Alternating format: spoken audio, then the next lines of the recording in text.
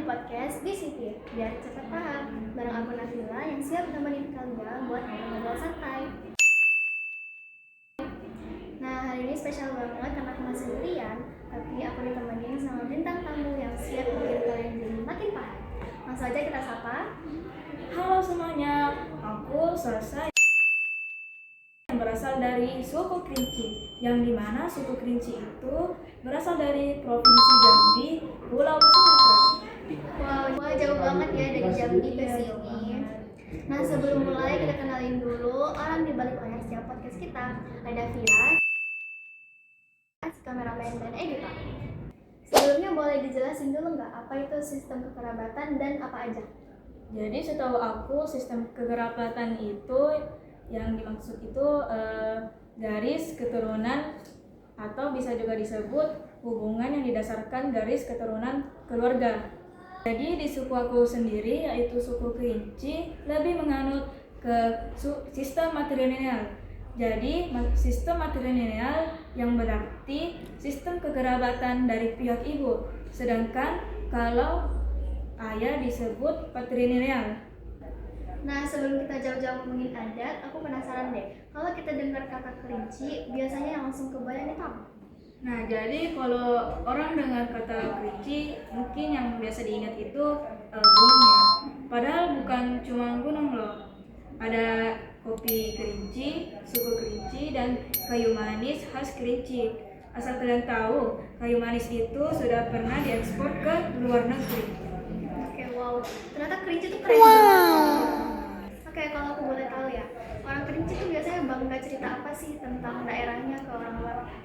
Jadi suku Kerinci itu bangga ngeceritain daerahnya, terutama aku. Kan daerahnya itu punya gunung yang tertinggi di Sumatera, bukan cuma gunung. Nah, sekarang kita masuk ke intinya ya. Seperti yang dibahas tadi, suku Kerinci ini kan menganut sistem matrilineal. Ya. Bisa dijelasin nggak dengan bahasa yang paling gampang, itu maksudnya gimana? Kalau misalnya orang-orang itu pada ngikutin garis ayahnya dia, Ya. di Kerinci beda lagi kebalikannya. Jadi di Kerinci itu akan diwariskan ke ibunya, akan mewariskan ke anak perempuannya. Jadi identitas keluarga itu akan turun ke pihak perempuan. Jadi ibaratnya gini, perempuan itu pusatnya keluarga. Oke. Kalau di sistem ini anak-anak ikut garis keturunan ibu ya. Bisa dikasih contoh nggak biar teman-teman kebayang juga? Misalnya gini ya, ibu punya rumah adat, jadi anak-anaknya itu otomatis akan terhubung ke rumah adat ibunya. Kalau hanya orang luar, anak-anaknya tetap ikut garis keturunan ibunya, jadi bisa masuk ke rumah adatnya juga. Jadi yang penting ibunya suku Kerinci. Iya. Terus kalau soal harta pusaka atau rumah adat itu biasanya diwarisin atau dijatuhin ke siapa? Jadi harta pusakanya itu atau rumah adatnya diwarisin ke anak perempuannya. Iya, ke anak perempuannya. Jadi yang penting ke anak perempuannya ya? Iya. Jadi perempuannya diwarisi terus ke perempuan-perempuan. Iya, betul. Kalau misalnya nggak ada anak perempuannya, adanya anak laki-laki itu gimana? Ya, diwarisinnya ke yang masih punya hubungan darah sama ibunya atau yang kerabat dekat sama ibunya. Contohnya ponakan gitu. Kalau kayak keponakan, yang penting perempuan gitu ya. Oke. Karena suku Kerinci ini mengenai sistem matrilineal, itu posisi laki-laki gimana? Apakah mereka jadi kayak semacam tamu gitu di rumah istrinya atau gimana? Bisa dibilang iya. Jadi laki-laki atau suami di keluarga itu punya peran penting juga, penafkah dan penjaga keluarga. Jadi laki-laki itu tetap Ada perannya gitu ya, di kepala keluarga gitu lah. Jadi dia tetap jadi kepala keluarga, tapi anak-anak tetap ikut garis keturunan ibu. Iya, betul. Nah, ada nggak aturan adat yang sampai saat ini masih dijalankan ketat banget di Kerinci soal matrilineal? Ada banget. Salah satunya itu pewarisan harta pusaka. Jadi pewarisannya ini harus turun ke tangan perempuan, bukan laki-laki. Tidak ada campur tangan dengan laki-laki, harus perempuan. Ya, jadi warisan ini nggak boleh sampai di tangan laki-laki. Iya, betul. Oke, menurut kamu apa sisi positif dari sistem matrilineal ini buat masyarakat Kerinci sekarang?